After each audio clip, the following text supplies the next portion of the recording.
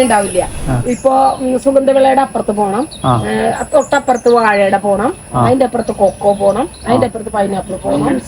ഞങ്ങൾ പോകുന്നത് കേരളത്തിലെ ഏറ്റവും വലിയ നഴ്സറി 1916 സ്ഥാപിതമായ സർക്കാർ കൃഷിത്തോട്ടങ്ങളും കോളേജ് ഓഫ് വെറ്റിനറി 1955 സ്ഥാപിച്ച college of veterinary and animal science. ഇതിന്റെ ആരംഭത്തോടെയാണ് മണ്ണുത്തിയുടെ വികസനം തുടങ്ങുന്നതും.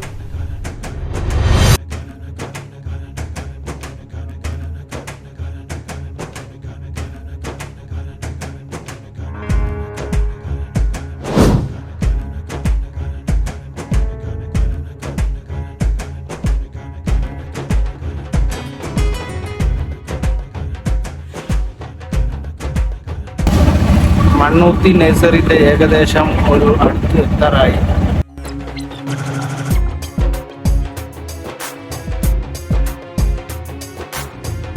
അലങ്കാര ചെടികളും പിന്നെ മാങ്ങ അതുപോലത്തെ ഒരുപാട് വ്യത്യസ്തങ്ങളായ ചെടികളൊക്കെ നമുക്കിവിടെ ഒരു സൈഡിൽ കാണാം.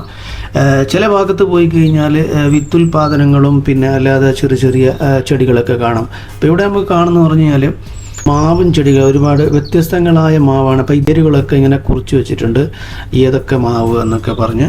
അപ്പോൾ അതൊക്കെ നമുക്ക് ഇവിടെ കാണാൻ സാധിക്കും. ഇവിടുത്തെ പ്രത്യേകത എന്തെന്നാൽ ഫലഭൂഷ്ഠമായ മണ്ണായതുകൊണ്ട് കൃഷിക്ക് അനുയോജ്യമായതാണ്. കൂടാതെ ധാരാളം ചെടി വളർത്തൽ കേന്ദ്രങ്ങളും വിവിധതരം സസ്യങ്ങളും ഇവിടെ ലഭിക്കും.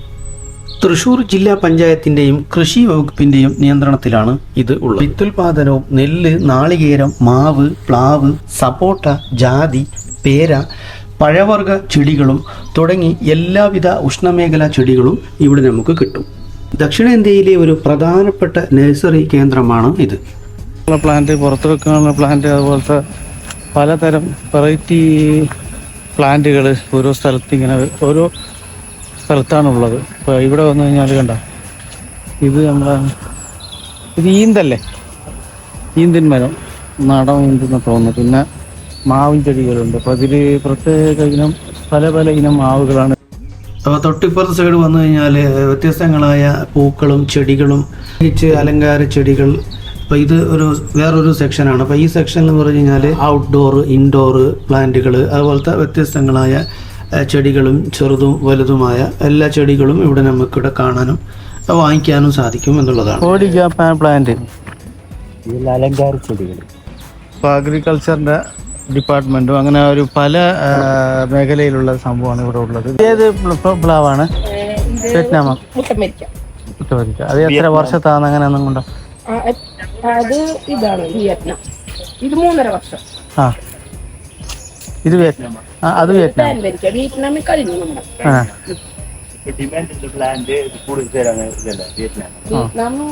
വേണമെങ്കിൽ ഞാൻ ചോദിച്ചു, തന്നെ ഉണ്ടാവില്ല.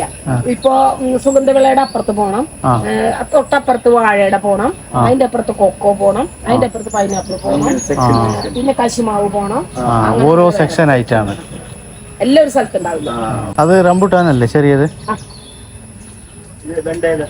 വെണ്ട നാടൻ റംബുട്ടാൻ. ഇത് നാടൻ തൈ തന്നെയല്ലേ മുളപ്പിച്ചത്? മുളപ്പിച്ചെടുത്ത് എത്ര എണ്ണം വേണമെങ്കിൽ തരും, എത്ര വേണമെങ്കിൽ തരും.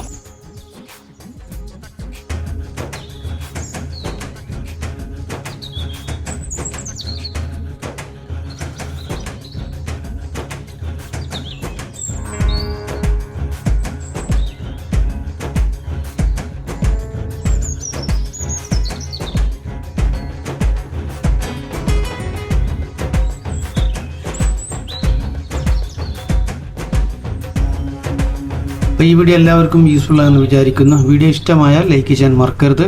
ഇനിയും ഒരു വ്യത്യസ്ത വീഡിയോയുമായി വീണ്ടും കാണാം.